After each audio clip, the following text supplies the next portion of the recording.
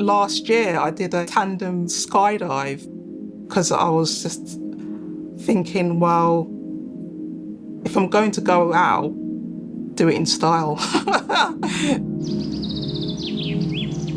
If I'm honest, when I was first diagnosed with secondary breast cancer, I didn't expect to see the end of the year.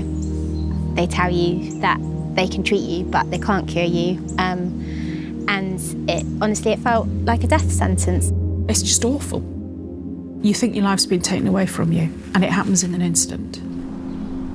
I do remember sitting in my car, pulling up, hands on the steering wheel, and screaming. Like, ah! I was so consumed of anger and frustration and everything else. So I remember screaming, absolutely screaming in the car.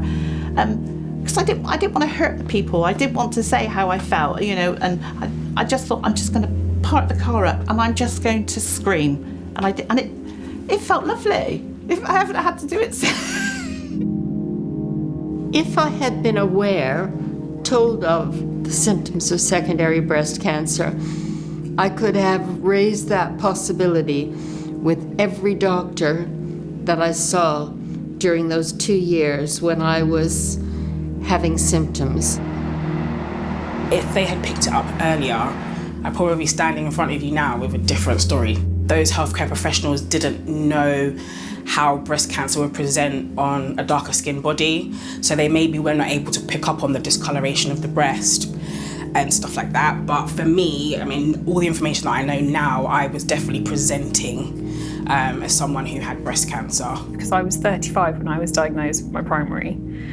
And it's really lonely because you are so young, you can't really relate to other people. Whenever I would always go in to have treatment, they would always assume I was going in with my mum, who's like 30 years older than me, and it's like, no, I'm the patient.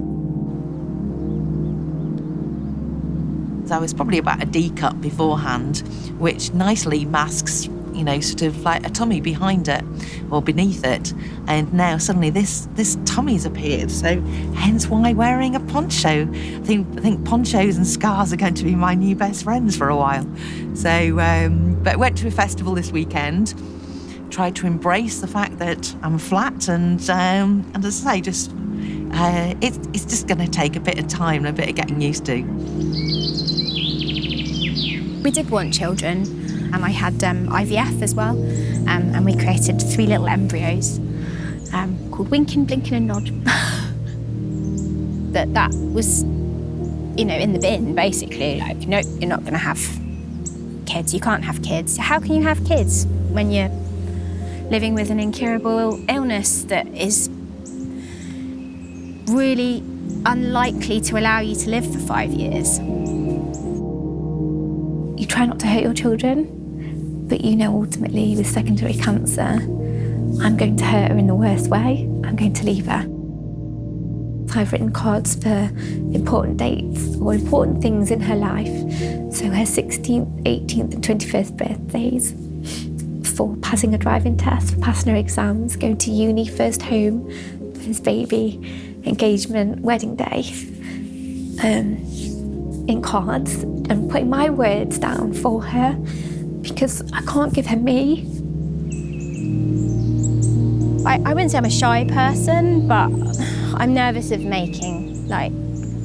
I'm nervous of close friendships because I don't want to damage people by dying on them. I'm going to live my life as much and as full as I can. And I'm going to embrace every opportunity that I have left in my life. No, I don't want to say left. I am just going to embrace every opportunity in my life. It's given me this appreciation for who I am, my life, my friends, my family.